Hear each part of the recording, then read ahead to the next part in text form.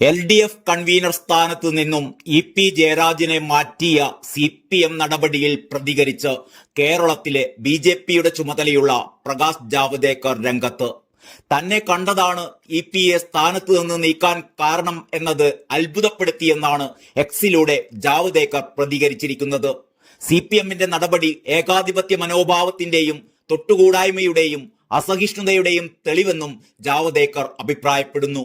BJP പ്രഭാരിയായ Prakash Javadekar Lok Sabha തിരഞ്ഞെടുപ്പിന് തൊട്ടുമുമ്പ് EP ജയരാജനെ കണ്ടത് വലിയ വിവാദമായിരുന്നു.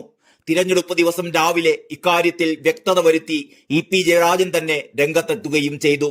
വീട്ടിലെത്തിയ ജാവദേക്കറെ സ്വീകരിക്കുക മാത്രമാണ് താൻ ചെയ്തത് എന്നായിരുന്നു വോട്ടെടുപ്പിനിടെ EP തുറന്നു പറഞ്ഞത്.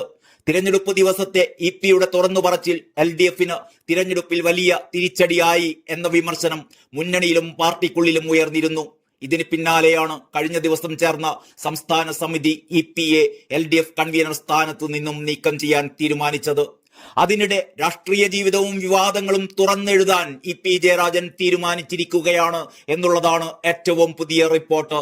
ഇടത് കൺവീനർ സ്ഥാനത്ത് നിന്ന് പുറത്താക്കപ്പെട്ട EPയുടെ ആത്മകഥ ഉടൻ പുറത്തിറങ്ങുമെന്നാണ് വിവരം.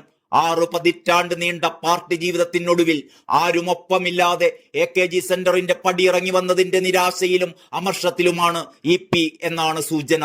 LDF കൺവീനർ സ്ഥാനത്ത് നിന്ന് പുറത്താക്കപ്പെട്ടതിന് ശേഷം ആരോടും ഒന്നും പ്രതികരിക്കാതിരുന്ന EP ആദ്യം സംസാരിച്ചത് ഒരു പ്രമുഖ ന്യൂസ് ചാനലിനോടായിരുന്നു. പറയാനുള്ളതെല്ലാം തുറന്നെഴുതുമെന്നാണ് EP പറഞ്ഞത്. പ്രകാശ് ജാവദേക്കറുമായുള്ള കൂടിക്കാഴ്ചയും BJP ബന്ധമെന്ന വിവാദവും പാർട്ടി നടപടി വരെയുള്ള കാര്യങ്ങളും ആത്മകഥയിലുണ്ടാകുമെന്നാണ് സൂചന. News desk Kalakaumudi.